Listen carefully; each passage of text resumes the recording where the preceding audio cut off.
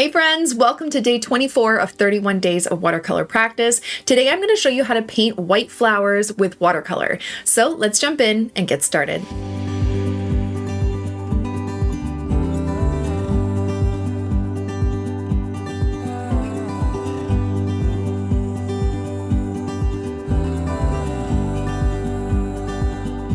Okay friends, today I'm going to show you how to paint some white loose florals. So anytime you're painting white objects with watercolor, you're not going to be using white paint. And the majority of the time we are painting on white paper, so it would just be see-through anyway, especially watercolor being a transparent medium. So what we're going to be doing is creating the illusion of white flowers by using an extremely light wash of a color and then framing it with other colors to make it pop and look white. So with this technique, you're going to want to use the lightest wash possible. Now, if you look at any white object, even this paintbrush, anything, there are shadows on it. And if you were to use that kind of eyedropper tool to kind of pinpoint the color, it's not just stark white. There's some sort of undertone color to all white objects, whether it's a really light blue, if it's in the shade, or a really light wash of gray, sometimes a warmer shade like a brown or a tan. And with watercolor, you can choose the undertone of the color that you want to use. Today, I'm going to show you how to use like a gray undertone to create these white flowers. So I have my size 8 round brush here. I'm just going to wet it up. And then we're going to use a very light wash of black or gray to create a white flower. So my favorite mix, there is a black in my palette, but I find sometimes it's just a little bit too dull looking. So my favorite way to mix a gray is actually an indigo and a brown, so like a burnt umber. And if you make it a little bit more brown, it's going to have a warmer tone to it, or if you make it a little bit more indigo, it's going to have a cooler tone. So you can really play around with that and the temperature of the color. So the next thing you want to do is create a wash that is so light that it's barely there. Essentially, you're almost painting with dirty water. This, I feel like, is even too dark to simulate white. You really want to wash it off so it's like the lightest shade possible. And then what we're going to be doing is we're going to be adding shadows and depth to make it pop out and have these really, really light areas give the illusion of white paint. So that was with the indigo and the brown mixture. That's a little bit more brown, so it's a little bit warmer. If I add a little bit more indigo, we have this kind of like grayish blue tone. That's still too dark. Just wash it off a little bit and go even lighter. Okay, you want to start off as light as possible and then build those shadows. Let's just do a black just in case, just to see which tone we like the best. So this is a black watered down. I don't know if you can see the difference. This has a little bit warmth to it, coolness, and then this is just kind of like run-of-the-mill black. Still a little bit too dark, so I'm just going to water it down. Okay, so what I want you to do before you start painting your white florals, get the lightest shade possible that you can. Just do a couple swatches, and then once you got that, you're going to start painting your florals. So like our kind of drills yesterday, you can do like a little circle, and then you can just do some really loose petals going around. I like to add more water. And I want you to go as light as possible. Okay, because then we're going to create depth with some shadows and framing it with some greens. So I know it's very, very hard to see on this paper and through the camera, but it will pop out later. Then once you have that first wash, you can grab a bit more of your color. So just a slightly darker shade, maybe that one. And I like to tap it towards the center. The center of the flowers will always be a little bit darker, have a bit more shadow because the petals fold inwards. So the lightest part of a flower usually is the outer petals. It is getting the most sunlight. And then the more, like the deeper the flower goes in, you're going to get some of those shadows. While this is still wet, I'm just going to add little bits of shadows going around. And this is all still wet. and I'm gonna leave it like that. We can do a little bit more depth on it after. While it's still wet, what I like to do, I like to add some greenery with color bleeds.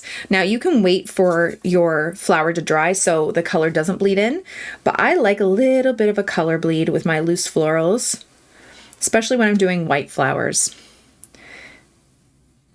And this just helps to frame that white flower so nicely. And then the white flower will pop out at us. Okay, I'm just adding some leaves. And I like to add the leaves in between the petals. Okay, I'm gonna do another flower, maybe over here, just like a little bit of one, maybe a side view.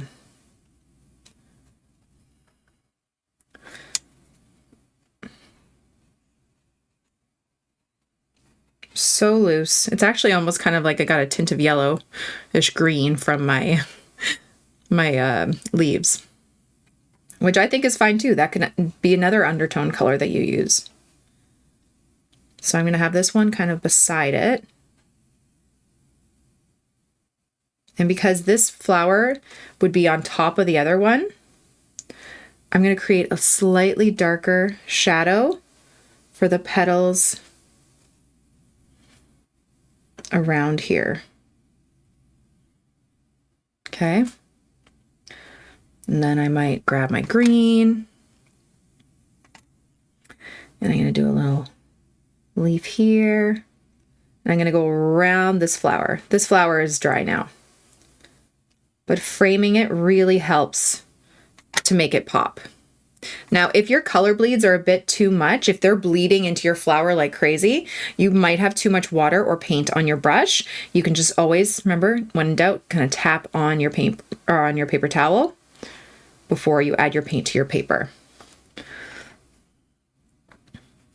might add a little flower here. I didn't space this well, but that's okay.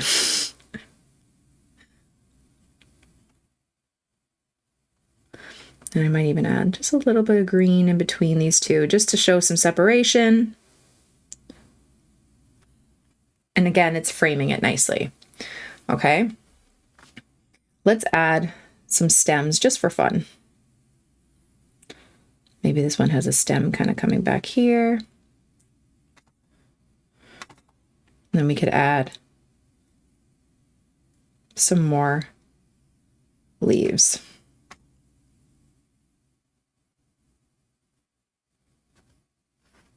Okay, and we're not done with our flower just yet. I'm gonna try and do a bud, okay, with the white. So a little bit of our gray mixture. We're gonna do a bud over here. Okay, it's just like one petal shape. And then the green would be going around the base of it, a little bit of a color bleed there.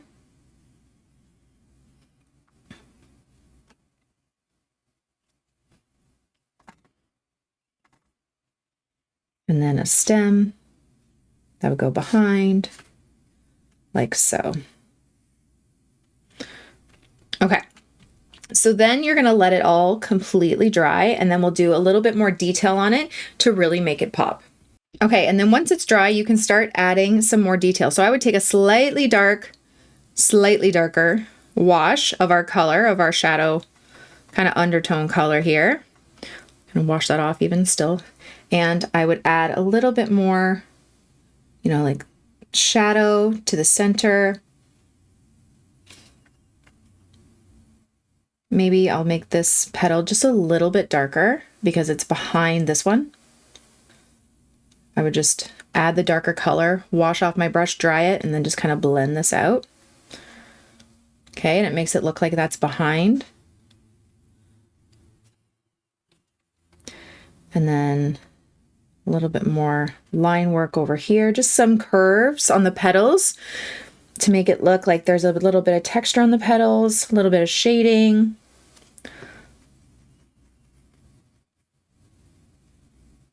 Maybe make it look like one of the petals is kind of overlapping another one, like so. And then even this Oops, that's a little bit too dark, but I could just wash off my brush, dry it, and kind of blend it out. A little bit more shading towards the bottom here, like that. Let those dry. I'm just going to add a little bit more shading on our leaves. So just add some darkness to some of the bases. Now, obviously, this is not realistic. This is just kind of more stylized, loose florals.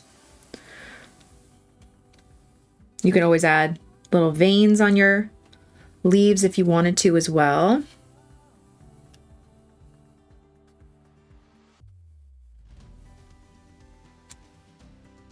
A little bit more definition there. And then if the flowers are dry, the center, I would do the center of our flowers here. We could do like a yellow center. I would grab a tiny little bit of brown, kind of tap the bottom just to make it a little bit more detailed and stand out. Like that. See how much depth is already created? Just adding that center.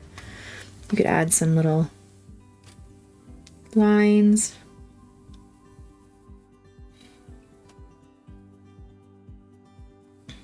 And we've created this illusion of white flowers using very light washes of gray. So there you go. You can always deepen your colors even more if you want to add some, you know, maybe even blue or darker little bits. Totally up to you. Play around, but really try and get that light wash as light as possible. And then just build up your shadows the best you can. So I hope you guys enjoyed that. Give it a go, practice, and have fun.